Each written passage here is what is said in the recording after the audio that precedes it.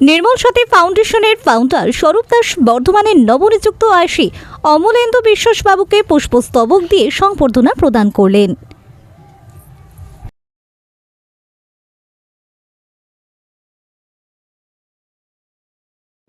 নমস্কার, আমি স্বরূপ দাস, প্রতিষ্ঠাতা নির্মল সাথী ফাউন্ডেশন। আজ উপস্থিত হয়েছিলাম বর্ধমান সদর থানার ভারপ্রাপ্ত আইসি মাননীয় শ্রী অমলেন্দু বিশ্বাস মহাশয়ের সাথে সৌজন্য সাক্ষাতে।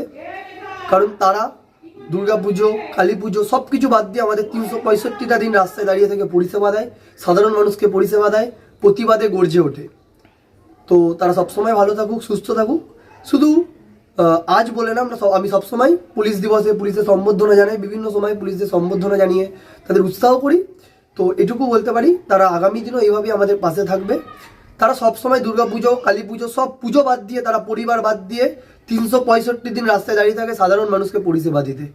তো আমার নির্মল সাথী ফাউন্ডেশনের তরফ থেকে আমি অমলেন্দু বাবুকে ধন্যবাদ ও কৃতজ্ঞতা জানাই। উনি সবসময় ভালো থাকুক, সুস্থ থাকুক এই কামনাই করি। ধন্যবাদ।